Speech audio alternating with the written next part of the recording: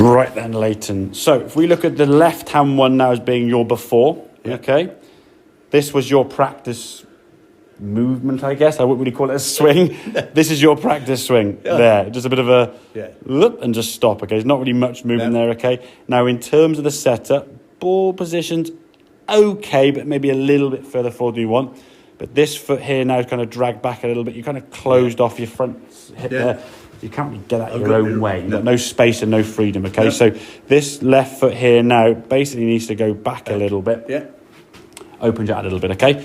Because of that sort of setup being a little bit restricted, you went back a long way for a shot that was only going 30 yards. I mean, that's not far short of your fullback. So, I mean, you've rotated your shoulders almost fully. Club's way up here. Your brain now goes, whoa, way too much power. I've got to start slowing down. You can see it impact here now, just before I get back there. Just for impact, your hands are sort of, the club's overtaken. You can see that cupping and scooping and flicking, adding a lot of speed, a lot of power, a lot of risk involved in that. You catch that a little bit thin, it's still going now. And not a lot of control there with those sort of short pitch shots. Great for the long game, that movement, but not so good with the short game, okay? So I want to try and do really now is if we look at these movements here, the setup now is better. We're just moving the golf club back a lot shorter. And we're turning the torso through, trying to feel this kind of rhythm with this swing. Everything now is kind of moving in sync together. So when you finish this shot now, you can see your hands are there and the club's kind of back here. It's not kind of whoop and flicked up there. As you continue on turning through, I mean, your torso's actually moved probably more there and the club's over here. Whereas this one, the torso's back here and the club's a lot of right-hand wrist in that, okay? And that risk involved in that's going to cause some problems there with these shots when you're getting around the green, okay? So smooth movement, okay? And these practice movements, as we said, are purposeful and actually have meaning to them. You're doing something for a reason, not just a jab and, I'll do something because I should do, I'm not sure what to do, okay? So thinking about the shot you want to try and play, okay? Then when you step to the golf ball, again, same good position now with that left foot gone back a little bit. For me, that ball position is better, just in the centre there, okay? Now, as we go back, it's a smaller backswing, much smaller. I mean, if we compare that between that and how far back you went on this one, I've got those lines off there now. How far back? I mean, these are trying to go the same distance. I mean, you've turned your shoulders almost 50 degrees there. I mean, this is a small little torso movement. Club just going above your right hip pocket there, okay? And as we turn through, that's a much more stable and less flicky. Whereas this one here now, I mean, there's just a lot of movement going on then. Like I say, the risk involved in that shot is just too great. And when you get it right, it's okay. And you hit some good shots. But when it's wrong, it's just across the back of the green like a rocket, okay? Now, with this shot here, this technique and this smaller movement, okay? Really, really sort of consistent and nice and good strike of the ball we can see.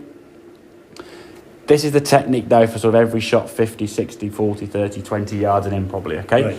Depending on what sort of shot you need now, okay? If I use the red line here now, if we have something in the way, we need that and a little bit of roll, okay?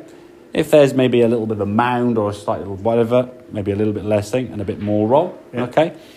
If we've got nothing in the way, we can do that, So depending on what's kind of in front of you, if we think there's a pond here, okay, or a ditch, okay, you couldn't land the 7-iron as you'd be using the 7 or the 8-iron there now, short of the pond and roll through water. Unfortunately, it's not in golf, is it? You've got to go over it. Exactly, Golfers don't swim, do they? No, they don't. We need to get over that and then roll past it, okay? Now, depending on how much loft you feel you need is depending on which club you're going to take. So as we said at the start of the session, you've got all your clubs in the bag have got one purpose in terms of a distance. So pitching wedge might be 60, 9-iron 70, 8-iron 80, or whatever it may be. But there's also different clubs around this sort of short game area where you're going to think, right, okay, I need to land the ball over that, but don't want to land it too far. And land it there, rolls there, and you start trying to figure out what shot you want to try and hit. And the way I always explain to most people when they're playing these shots is just stand behind the golf ball and think, okay, if I was going to throw this ball towards the flag, and if I could reach the ball, reach the hole with the throw, we're in that short shot range, aren't we? If you think, I can't reach that, then you're still putting a fairly full shot with the wedge, okay?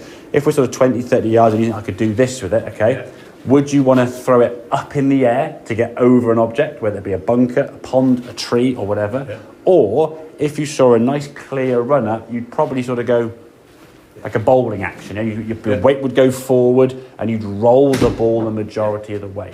Sort of crown bowl, 10-pin ball, whatever you want to say. That would be the more successful way you do it, okay? And you wouldn't even think about doing that. You just think, okay, there you go, and roll the ball there. You wouldn't be like, way, and send it 50 foot up into the sky, yeah?